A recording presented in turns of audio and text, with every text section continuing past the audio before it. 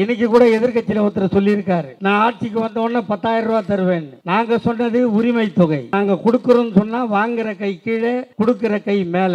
அதுக்கு நாங்க பேர் வச்சிருக்கிறது உரிமை தொகை. உரிமையோடு நீங்கள் தருகின்ற வரி பணத்தில் மிச்சம் பிடித்து உங்களுக்கு கொடுக்கின்ற பணம் உரிமை தொகை. ஆனால் இன்னைக்கு எடப்பாடி பழனிசாமி நான் 10,000 ரூபாய் கொடுக்கன்னு சொல்லியிருக்காரு. அந்த தொகைக்கு என்ன பேர் வச்சிருக்காரு தெரியுமா? யாருக்காவது தெரியுமா? இப்படியே மண்ணு மாதிரி உட்கார்ந்தா பிரச்சனை இல்லை, பதில் சொல்லி ஆகணும். எனக்கு அந்த 10,000 ரூபாய்க்கு என்னப்பா சொல்லியிருக்காரு? கருணை தொகை. நாங்க என்ன கை கால் நொண்டியா, இல்ல காது கேட்காத கண் தெரியாத குருடனா? நீ யாரா எங்களுக்கு பிச்சை போட கருணை தொகை? நீ யாரா எங்களுக்கு பிச்சை போட? அந்த பேரை கூட ஒழுங்க தெரியாத ஒரு முட்டாள் இந்த நாட்டில் 4.5 ஆண்டு காலம் ஆட்சி ஆண்டுகிறார். இந்த 3000 ரூபாய் நாங்க பொங்கலுக்கு கொடுத்தா ஒரு புறம்போக்கு கூட்டம் சொல்றான், அண்ணன் படம் எப்ப ரிலீஸ் ஆகுதோ, அண்ணன் படம் எப்ப ரிலீஸ் ஆகுதோ அத 3000 ரூபாய் இருந்தாலும் 4000 ரூபாய் இருந்தாலும் பிளாக் டிக்கெட்ல வாங்கி படம் பார்க்க வச்சுக்கிறோம் இந்த பணத்தைன்றான். அது ஒரு கட்சி. இப்ப நம்ம பழனிசாமி டோட்டல் அடிமை, எல்லாத்தையும் எடுத்துன்னு வந்துட்டார். அந்த கட்சியில எவெல்லாம் சேர்ந்திருக்கான்? டிடிவி தினகரன் ஒருத்தர் சேர்ந்திருக்கார் இல்லையா? அவர் யாரு?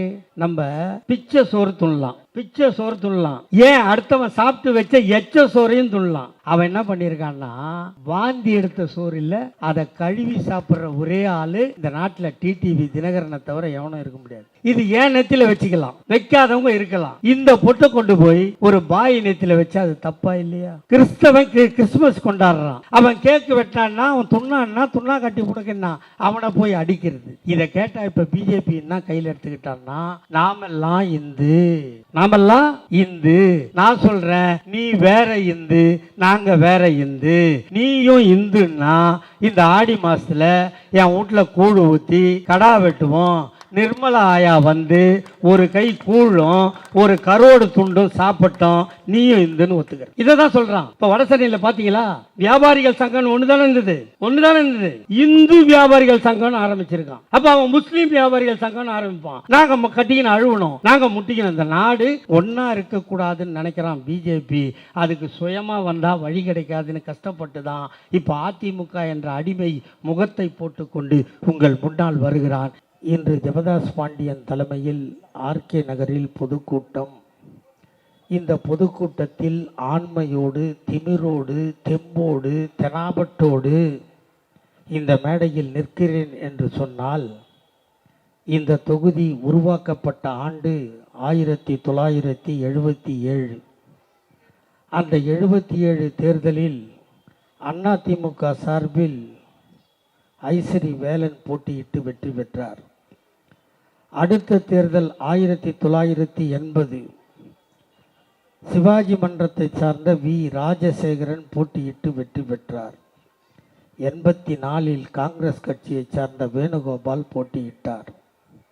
89 திராவிட முன்னேற்ற கழகத்தின் அக்கா சர்க்குண பாண்டியன், 91 மதுசூதனன், 96 மீண்டும் அக்கா சர்க்குண பாண்டியன், 2001 அதிமுக, 2006 அதிமுக, 2011 அதிமுக, 2015 இடைத்தேர்தல் வந்தது. அந்த இடைத்தேர்தலில் போட்டியிட்டு வெற்றி பெற்றார் அன்றைய முதலமைச்சர் ஜெயலலிதா. மீண்டும் 2016 தேர்தல் வந்தது. மீண்டும் போட்டியிட்டு முதலமைச்சர் ஜெயலலிதா வெற்றி பெற்றார், முதலமைச்சரும் ஆனார். அதற்கு பின்னால் அவர் மரணத்துக்கு பின்னால் ஒரு 20 ரூபாய் நோட்டை காட்டி திருடுகின்ற திருடர் கூட்டம் இந்த தொகுதிக்கு வந்து அந்த நோட்டை காட்டி உங்களை எல்லாம் ஏமாற்றி ஒருவர் வெற்றி பெற்றார். இப்படி அடுக்கிக் கொண்டே போனால் கிட்டத்தட்ட 48 ஆண்டு காலம் இந்த தொகுதி உருவாகி 48 ஆண்டு காலம் ஆகிறது. இந்த 48 ஆண்டு காலத்தில் இதே எழில் நகர் இருந்தது, இதே கார்னேஷ் நகர் இருந்தது, இதே தண்டையார்பேட்டை இருந்தது, இதே ஐஓசி இருந்தது, இதே மூலக்கோத்தரம் இருந்தது. இங்கே என்னை பெற்றெடுக்காத தாய்மார்கள் நிறைய பேர் வந்திருக்கிறீர்கள். உங்கள் நெஞ்சில் இடது பக்கம் இருக்கின்ற இதயத்தில் கை வைத்து சொல்லுங்கள், இந்த 77ஆம் ஆண்டு முதல் இதுவரை உங்கள் போக்குவரத்தை உறுதி செய்வதற்கு எவளாவது உங்களுக்கு பாடுபட்டார்களா என்பதை மட்டும் இந்த மேடையில் நின்று கேட்கிறேன். 47 ஆண்டு காலம் கழித்து இதோ எழில் நகரில் ஒரு மேம்பாலம் வந்திருக்கிறது. விளையாட்டுக்கும் குத்துச்சண்டைக்கும் கேரம் போர்டுக்கும் பெயர் பெற்ற இந்த வடசென்னையில் எவனாவது விளையாட்டு வளாகம் கட்டி தந்தானா? இந்த பகுதிக்கு ஒரு வங்கிக்கு போவதற்கு தண்டையார்பேட்டைக்கும் மகாராணிக்கும் டிஹெச் ரோடுக்கும் திருவொற்றியூருக்கும் போனால் தானே போக முடியும். இங்கே ஒரு பேங்க் இருந்ததா? அப்போ ஜெயிச்சவெல்லாம் என்ன பிடுங்கனா? ஒன்றும் பிடுங்கலை, ஒரு ஆணியும் பிடுங்கலை. 2021 திமுக சார்பில் எபினேசர் போட்டியிட்டு ஜெயிச்ச உடனே இதெல்லாம் நடக்குதுன்னா அவர் மந்திரியாக இருந்தாரா? இல்லை நாட்டுக்கு முதலமைச்சராக இருந்தாரா? முதல் தேர்தலை சந்தித்து முதலில் வெற்றி பெற்ற ஒரே இளைஞன் எங்கள் எபினேசர். அந்த எபினேசரால் மட்டும் திமுகவின் முதல்வரிடமும் அண்ணன் சின்னவரிடமும் கேட்டு இவ்வளவு திட்டங்களை பெற முடிகிறது என்று சொன்னால், இதற்கு முன்பு உங்களை சாப்பாட்டில் சாப்பிடும்போது குழம்பை ஊற்றி கொண்டு அதில் இருக்கின்ற கறிவேப்பிலையை தூக்கி போடுவதை போல் இந்த தொகுதியை தூக்கி போட்டார்கள். ஆனால் தமிழ்நாட்டின் முதலமைச்சரும் துணை முதலமைச்சரும் அவர்கள் தூக்கி போட்டதை தூக்கி மடியில் வைத்து கொஞ்சி இன்று ஆயிரக்கணக்கான கோடிகளை இந்த மண்ணுக்கு தெளித்திருக்கிறார்கள். அடுத்த மாதம் தேர்தல் அறிவிக்கப் போகிறார்கள். ஏப்ரல் மாதம் தேர்தல் வரும். மே 7ஆம் தேதிக்குள் மீண்டும் ஒரு ஆட்சி அமைய வேண்டும். என் தாய்மார்களே, என் அக்கா தங்கச்சிகளே, என் அண்ணிமார்களே, அத்தைகளே, பெரியம்மா பெரியப்பா சித்தப்பா போன்ற உறவில் இருக்கின்ற உங்களை கேட்கிறேன், இப்படி ஒரு திட்டத்தை எவ்வளவு தந்தார்களா என்றால் இல்லை. இங்கே என் தாய்மார்கள் அமர்ந்திருக்கிறீர்கள். வட சென்னை மத்திய சென்னை பக்கம் போனால் பாதி பேர் ஹவுஸ் ஒய்ஃப் என்பார்கள். ஆனால் இந்த பகுதியில் இருக்கின்ற என் தாய்மார்கள் எல்லோரும் வேலைக்கு போனால்தான் குடும்பத்தை காப்பாற்ற முடியும். இங்கே எவனும் அரசு ஊழியர் இல்லை, இருந்தாலும் அதிகமாக இருப்பதற்கு வாய்ப்பில்லை. அதனால் குடும்பத்தை கரை சேர்க்க, வாடகை கொடுக்க, குழந்தைகளை காப்பாற்ற, படிக்க வைக்க மனைவியும் வேலைக்கு போனால்தான் இந்த ஊர் சிறக்கும். அப்படி வேலைக்கு போகின்ற தாய்மார்களே, நீங்கள் வேலைக்கு போகிறீர்கள். வேலைக்கு போனால் உங்களுக்கு சம்பளம் கிடைக்கும். கிடைக்கின்ற சம்பளத்தை வீட்டில் யாராவது ஒருவரிடம் தானே கொடுக்க வேண்டும். வீட்டில் அதை யாரோ அத்தையோ மாமாவோ ஹஸ்பண்டோ எவங்கிட்டையாவது கொடுப்பீங்கள்ல. கொடுத்துட்டா அதே வேலைக்கு அடுத்த நாள் கிளம்ப வேண்டும். கிளம்பினால் எல்லா ஆபரணங்களையும் அணிவித்து கொண்டு அவசர அவசரமாக வேலைக்கு கிளம்பி நேற்று யார்கிட்ட அந்த சம்பளத்தை கொண்டாந்து கொடுத்தீங்களோ அதே ஆள்கிட்ட போய், அத்தை மாமா அத்தான் பஸ்ஸுக்கு காசு கொடுன்னு கையேந்தி நின்னீங்களே, அதை எவனாவது கண்டுக்கினானா? உன்னை பெத்தவளும் அழுதாங்களா? பெத்தவன் பார்த்தானா? அண்ணன் தம்பி பார்த்தானா? பார்க்கவில்லை. நீங்கள் பெறாத உங்கள் மகன் அண்ணன் தளபதி பார்த்தார். உங்களை கண்ணீரை துடைக்க கையெழுத்து போட்டார். அதனால் வந்தது விடியல் பயணம். வேலைக்கு செல்பவர்களுக்கு பஸ்ஸு கொடுத்தாச்சு. உடனே நீங்கள்லாம் கேட்டீங்க, வேலைக்கு போனால் பஸ்ஸு, நான் வேலைக்கு போக மாட்டேன், என் புருஷன் அனுப்ப மாட்டான், நானும் தானே உழைக்கிறேன், எனக்கு என்ன கொடுத்தேன்னு கேட்டீங்க. உங்கள் கஷ்டத்தை காலையில் எல்லோரும் எழுவதற்கு முன்னால் எழுந்து எல்லோரும் தூங்கியதற்கு பின்னால் தூங்குகின்ற இந்த பெண் குலத்தை எவனாவது மதித்தானா? உங்கள் உழைப்பை எவனாவது அங்கீகரித்தானா? உங்கள் உழைப்புக்கு ஒரு அங்கீகாரத்தை கொடுத்தார்களா என்றால் யாரும் கொடுக்கவில்லை. ஆனால் நீங்கள் பெறாத பிள்ளை, உங்கள் வீட்டு பிள்ளை அண்ணன் தளபதி அவர்கள்தான் உங்கள் உழைப்பை அங்கீகரித்து அதற்கு ஒரு கையெழுத்து போட்டார். அதனால் வந்தது உரிமை தொகை. இன்னைக்கு கூட எதிர்க்கட்சியில் ஒருத்தர் சொல்லியிருக்காரு, நான் ஆட்சிக்கு வந்த உடனே 10,000 ரூபா தருவேன்னு. நாங்கள் சொன்னது உரிமை தொகை. நாங்கள் கொடுக்குறோன்னு சொன்னால் வாங்குகிற கை கீழே, கொடுக்குற கை மேலே. அதுக்கு நாங்கள் பேர் வச்சிருக்கிறது உரிமை தொகை. உரிமையோடு நீங்கள் தருகின்ற வரி பணத்தில் மிச்சம் பிடித்து உங்களுக்கு கொடுக்கின்ற பணம் உரிமை தொகை. ஆனால் இன்றைக்கி எடப்பாடி பழனிசாமி நான் 10,000 ரூபா கொடுக்கன்னு சொல்லியிருக்காரு.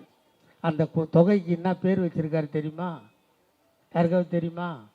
இப்படியே மண் மாதிரி உட்கார்ந்தா பிரச்சனை இல்லை, பதில் சொல்லி ஆகணும் எனக்கு. அந்த 10,000 ரூபாய்க்கு என்னப்பா சொல்லியிருக்காரு? கருணை தொகை. நாங்கள் என்ன கை கால் நொண்டியா? இல்லை காது கேட்காத கண் தெரியாத குருடனா?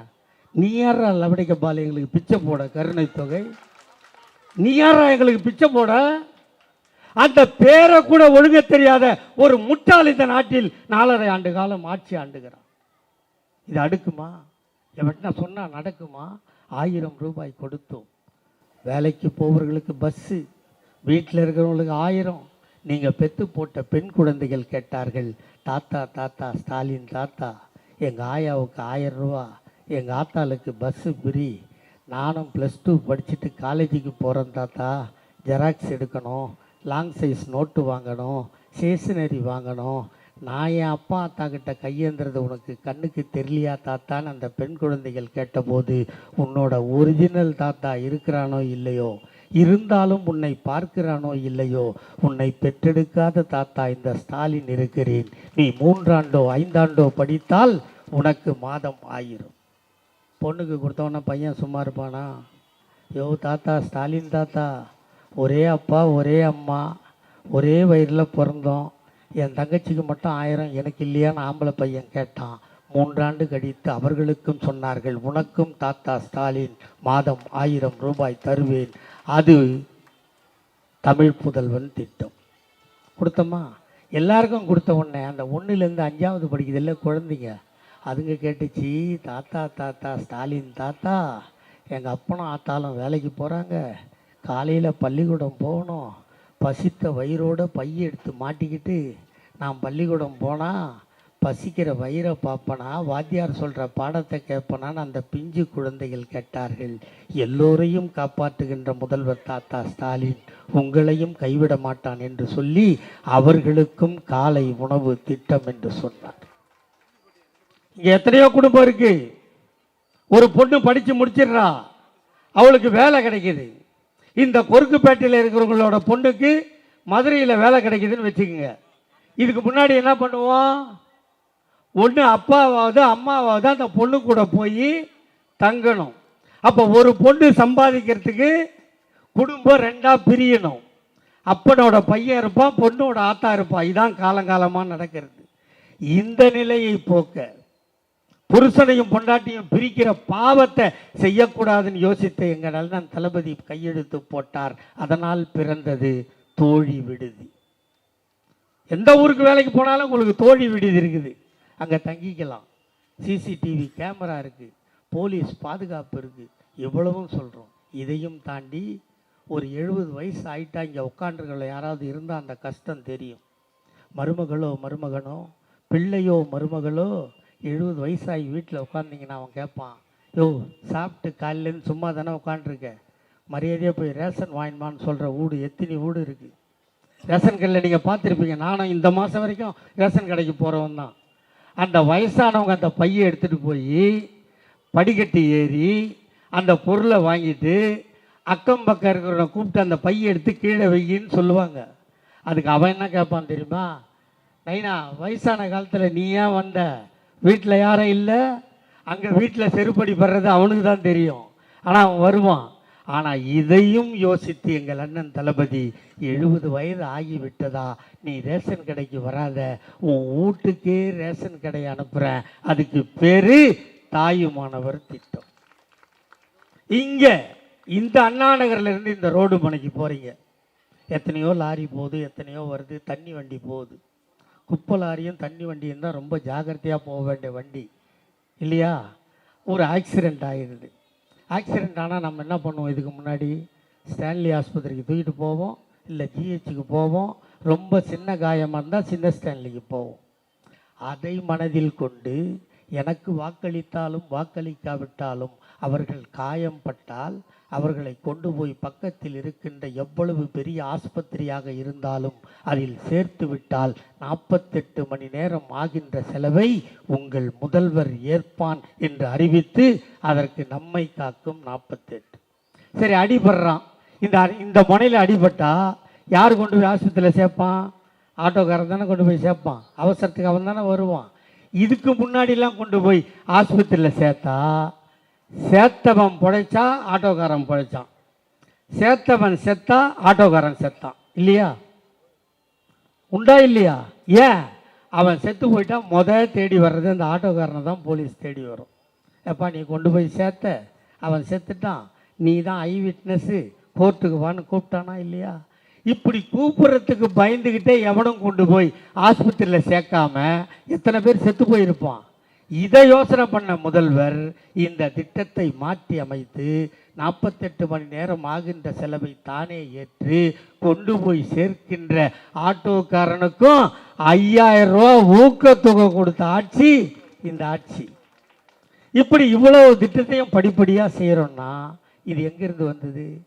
கொரோனா காலம் வந்தது, யாரும் வெளியே போகல, உலகமே சொல்லிச்சு வீட்டிலிரு, விழித்திரு, தனித்திருன்னு சொல்லிச்சா இல்லையா? நம்ம வீட்டில் 7 பேர் 8 பேர் இருந்தால் கார்பரேஷன் வந்து 3 பேரை தூக்கிட்டு போயிடும். ஜாஸ்தியாக கும்பல் இருக்குது, இருந்தால் கொரோனா ஒட்டிக்கன்னு செஞ்சுதா இல்லையா? உலகத்தில் எவனையும் பார்க்கல. அப்போ ஆட்சியில் இருந்த ஏடிஎம்கேல ஒரு 2-3 பேர் போர்டே வச்சுட்டான், கொரோனா வந்துருச்சு என் வீட்டுக்கு வராதேன்னு போட்டானா இல்லையா? இந்த நாட்டோட பிரதமர் நம்ம மாமா நரேந்திர மோடி தாடியை ட்ரிம் பண்ணால் கொரோனா வந்துரும்ன்ட்டு தாடியை வயிறு வரைக்கும் வளர்த்துருந்தாரா இல்லையா? உலகமே இப்படி சொல்லிச்சு. ஆனால் உலகத்தில் ஒரே ஒரு தலைவன் மட்டும் சொன்னான், ஒன்றிணைவோம் வா என்று சொன்ன தலைவன் எங்கள் தலைவன் தளபதியை தவிர எவனும் இல்லை. சொல்லிட்டு வீட்டில் படுத்துக்கணுமா? ஒரு டெலிஃபோன் நம்பர் கொடுத்தோமா இல்லையா? அந்த நம்பருக்கு ஃபோன் பண்ணால் உங்களுக்கு தேவையானதெல்லாம் வந்துதா இல்லையா? தாய்மார்கள் யாரும் தலையாட்டில் உங்களுக்கெல்லாம் வரலையா? வந்துதா? அதை சொல்லுங்கம்மா. கொஞ்சம் காக்காயா கத்துறோம், நீங்கள் பதில் சொல்லணுமா இல்லையா? வந்துச்சா இல்லையா? அரிசி வந்தது, பருப்பு வந்தது, காய்கறி வந்தது, சாப்பாடு வந்தது, இவ்வளவு வந்துச்சா? இது அரசாங்க திட்டான்னா இல்லை, அரசாங்கம் நாங்கள் ஆட்சியில் இல்லை. ஆனால் நம் நாட்டு மக்கள், தமிழ்நாட்டு மக்கள், ஐயா கலைஞரை நேசிப்பவர்கள், தமிழை நேசிப்பவர்கள், தமிழனாய் பிறந்தவர்கள் பாதிக்கப்பட்டிருக்கிறார்கள். ஆகவே திமுக களத்தில் இருந்து உழைத்தது, உங்களுக்கு உதவி செய்தது. இப்படி உதவி செய்து செய்து செய்து சென்னையில் டி நகரில் அன்பழகன் என்ற எம்எல்ஏ செத்து போனான். உங்களுக்கு தெரியுமா? அப்ப எங்க உயிரை கொடுத்து உங்களை காப்பாத்துறோம்னா, தன்னை கொடுத்து மக்களை காக்கின்ற ஒரு இயக்கம் இந்தியாவில் உண்டென்றால் திராவிட முன்னேற்ற கழகத்தை தவிர வேறு எந்த இயக்கமும் இல்லை. ஆனா அந்த கொரோனா காலத்துல அன்னைக்கு ஆட்சியில் இருந்த அதிமுக என்ன பண்ணான்னு தெரியுமா? தொடப்பம் வாங்கறதில்ல, பெனாயில் வாங்கறதில்ல, மருந்து அடிக்கிறதில்ல, மொத்தமாக திருடலாம். இங்கே நிறைய பேர் இருப்பீங்க, ஆஸ்பத்திரியில் போய் அட்மிட் ஆனவங்க. அங்கே அட்மிட் ஆனால் என்ன கொடுத்தான் சாப்பாடு? காலையில் இட்லி கொடுத்தானா, கொஞ்சம் சுண்டல் கொடுத்தானா, மதியம் புளி சோதோ இது சாம்பார் சாதமாக இப்படி தானே கொடுத்தான். அதுக்கு எவ்வளோ ஆகுமா? காலையில் டிஃபனுக்கு ஒரு 60 ரூபா வச்சுக்கலாமா? மத்தியானம் சாப்பாட்டுக்கு ஒரு 100 ரூபா வச்சுக்கலாமா? நைட்டு சாப்பாட்டுக்கு ஒரு 100 ரூபா வச்சுக்கலாமா? மொத்தம் எவ்வளோ ஆகுது? 260 ரூபா ஆகுதா? ஆனால் இந்த திருட்டு பசங்க போட்ட பில்லு எவ்வளோ தெரியுமா? உங்கள் தலையில் 650 ரூபா பில்லு போட்டு கொரோனா காலத்திலும் மக்கள் பணத்தை திருடிய கூட்டம் அதிமுக. இவ்வளவு நெருக்கடிக்கு மத்தியில் நாங்கள் வந்தோம். நாங்கள் என்ன சொன்னோம்? அந்த கொரோனா காலத்தில் படுபாவி பழனிசாமி, மக்கள்லாம் கஷ்டப்படுறாங்க, பஸ்ஸு ஓடல, ரயில் ஓடல, கம்பெனிலாம் பூட்டியிருக்கான், கொஞ்சம் உயிரோடு வாழணும், ஒரு 5000 ரூபா கொடுறா படுபாவின்னு சொன்னோம். எவ்வளோமா கொடுத்தான்? 1000 ரூபா. உங்களை கேட்கல சாமி, நான் அக்கா தங்கச்சிக்கிட்ட தான் பேசுகிறேன். ஏன் உங்களை கேட்கலன்னா, இப்போ கூட்டம் நடக்கும், 9:45 மணி ஆனால் ஒவ்வொருத்தராக ஏந்துப்பாங்க. எதுக்கு சொல்லு? சிரிக்கிறா எங்கள் அக்கா தங்கச்சி, எப்படி சிரிக்குதுங்க பேர். 9:45 ஏந்துருவாங்களா இல்லையா? ஏன்? கடை போட்டுருவாங்களோ? ஆமாம். இது முடிஞ்சா குவாட்ரு, வீட்டுக்கு வந்தால் மேட்ரு, காலையில் எழுந்தா வேலை. அதனால் உங்ககிட்ட சொன்னால் ஒருத்தருக்கும் போய் சேராது. என் அக்கா தங்கச்சிக்கிட்ட சொன்னால் ஒரு 5 பேருக்காவது சொல்லணுன்னா காலையில் என் தங்கச்சிக்கு தலை வெடிச்சிடும். அதுக்கு தான் நான் உங்ககிட்ட சொல்கிறேன் இல்லையா? என்ன கேட்டோம்? 5000 ரூபா கொடுக்கணும். என்ன சொன்னார்? பணம் எங்கே இருக்குது? 1000 ரூபா தான் கொடுப்பேன்னு சொன்னாரா? அப்போ எங்களுக்கு தெரியாது இந்த கல்லாப்பூட்டியில் எவ்வளோ பணம் இருக்குது அப்படின்னு. இங்கே இருக்கிற கடைக்காரன் கூட கேட்டு பாருங்கள். ராத்திரியில் கடை மூடனா என்ன பண்ணுவான்? நோட்டெல்லாம் பொறுக்கி ரப்பர் பேண்டு போட்டு பாக்கெட்டில் போட்டுன்னு சில்லறையே கல்லாப்பட்டியில் விட்டு போவான் இல்லையா? ஆனால் இந்த படுபாவி பழனிசாமி சசிகலா காலை தான் நக்கனான்னு பார்த்தா அந்த கல்லாப்பட்டியும் நக்கிட்டு போயிட்டான். ஒன்றும் இல்லை. நாங்கள் ஆட்சிக்கு வரல, எங்களுக்கு தெரியாது. ஆனால் எங்கள் அண்ணன் தளபதி சொன்னார், நான் 5000 கொடுக்க சொன்னேன், நீ 1000 கொடுக்கிறாய். இந்த முத்துவேல் கருணாநிதி ஸ்டாலின் ஆட்சிக்கு வந்தால் நீ கொடுக்க மறுத்த 4000 தருவேன் என்றோம். எப்பன்னு கேட்டான் இல்லையா? ஜூன் மாதம் 3ஆம் தேதின்னு சொன்னோம். ஆனால் மே மாதம் 2000 ரூபா, ஜூன் மாதம் 2000 ரூபா போட்டோமா இல்லையா? வாங்கினீங்களா இல்லையா கொரோனா காசு?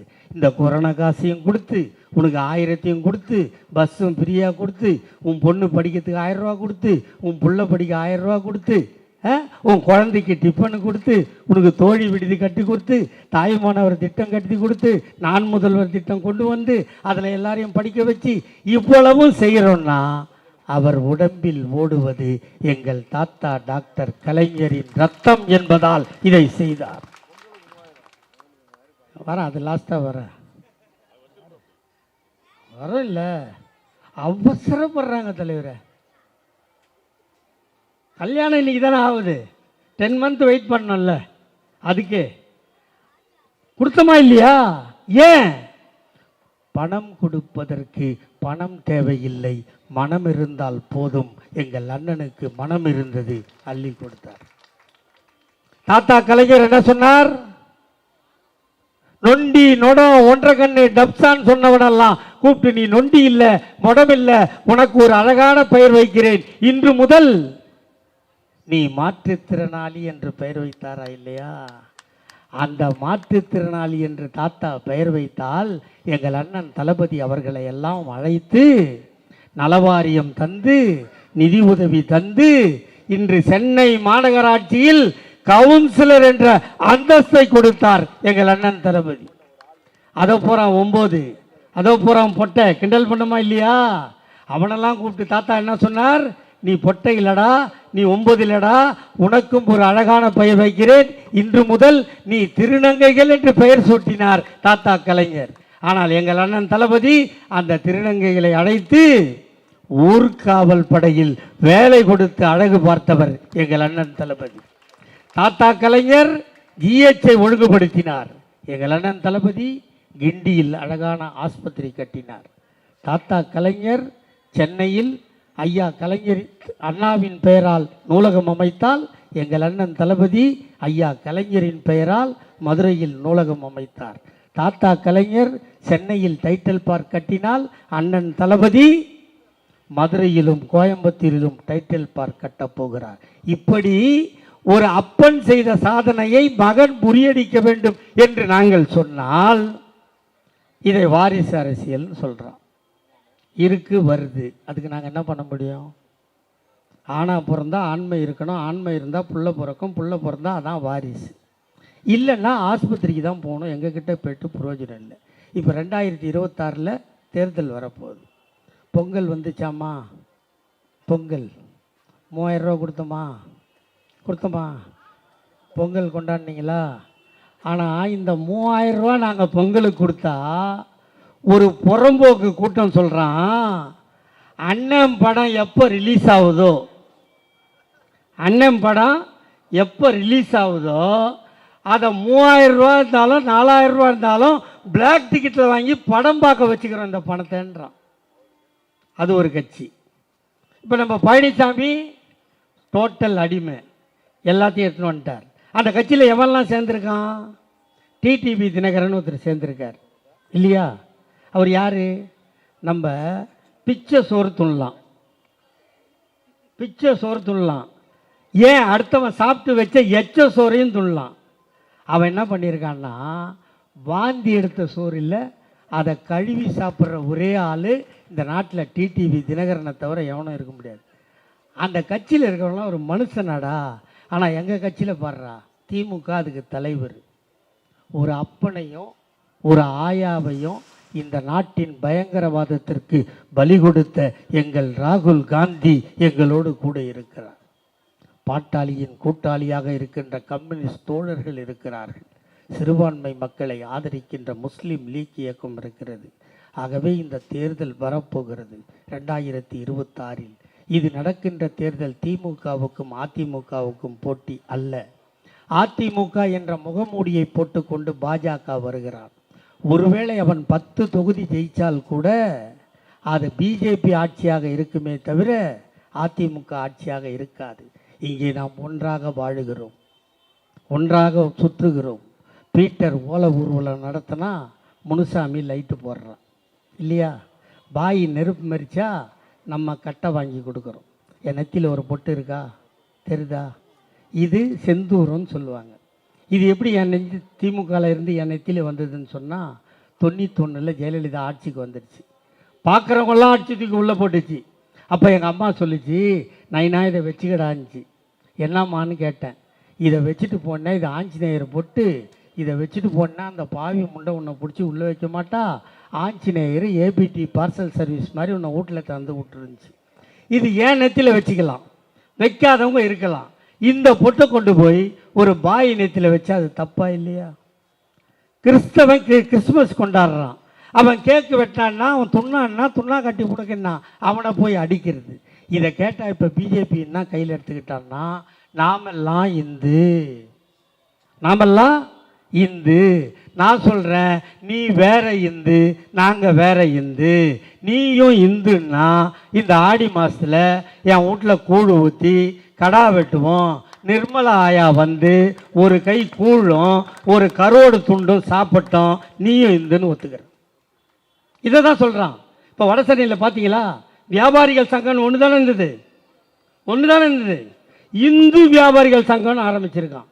அப்போ அவன் முஸ்லீம் வியாபாரிகள் சங்கம்னு ஆரம்பிப்பான். நாங்கள் கட்டிக்கின்னு அழுவணும், நாங்கள் முட்டிக்கணும். இந்த நாடு ஒன்றா இருக்கக்கூடாதுன்னு நினைக்கிறான் பிஜேபி. அதுக்கு சுயமாக வந்தால் வழி கிடைக்காதுன்னு கஷ்டப்பட்டு தான் இப்போ அதிமுக என்ற அடிமை முகத்தை போட்டுக்கொண்டு உங்கள் முன்னால் வருகிறான். இப்போது நான் சொல்கிறேன், இந்த தொகுதியை பொறுத்தவரை, இந்த ஆர்கே நகர் தொகுதியை பொறுத்தவரை, இதோ ரயில்வே கேட் இருக்குது குறுக்குப்பேட்டை, இதுக்கு ஒரு பாலம் வேணுமா வேணாவா? அங்கே கார்னேஸ் நகர், அங்கே ஒரு பாலம் வேணுமா வேணாவா? அதை முடிவு பண்ணுகின்ற தேர்தல். இந்த 3 இடத்திலும் பாலங்கள் வந்தால் எந்த அவசர காலத்திலும் அழகாக ஆஸ்பத்திரிக்கு செல்லலாம் என்ற நிலையை உருவாக்க அண்ணன் தளபதி போராடி கொண்டிருக்கிறார். அவருக்கு துணையாக எங்கள் சின்னவர் உறுதுணையாக இருக்கிறார். ஆகவே வெல்வோம், ஒன்றாக தமிழ்நாடு போராடும், தமிழ்நாடு வெல்லும். நன்றி, வணக்கம்.